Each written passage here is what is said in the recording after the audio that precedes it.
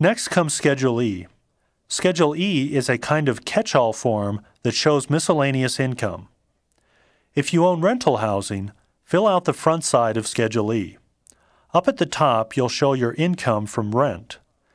Then you have plenty of space to show your expenses for things like maintenance, insurance, mortgage interest, taxes, and depreciation. Your net rental profit or loss flows into your 1040. Notice that with rental activities, after you subtract the depreciation, you often have a loss that flows through to your 1040. This kind of loss is good in that it lowers your taxable income, but there's one potential problem with it. If your rental losses are too high, or your income is too high, you can't deduct the losses from the income. If your rent-related losses exceed $25,000 or your adjusted gross income exceeds $100,000, you won't be able to deduct all the losses against your other income.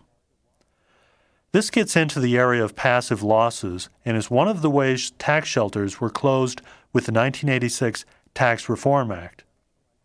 Under the Act, most rental activities and limited partnerships were classified as passive activities.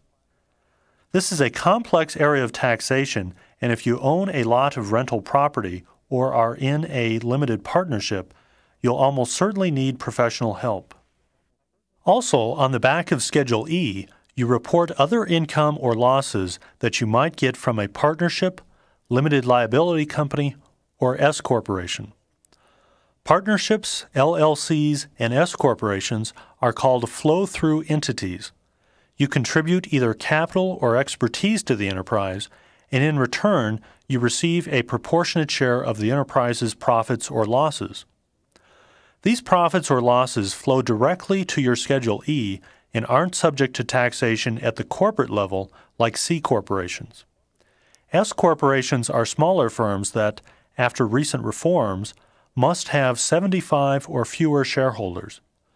Large corporations like IBM are classified as C corporations.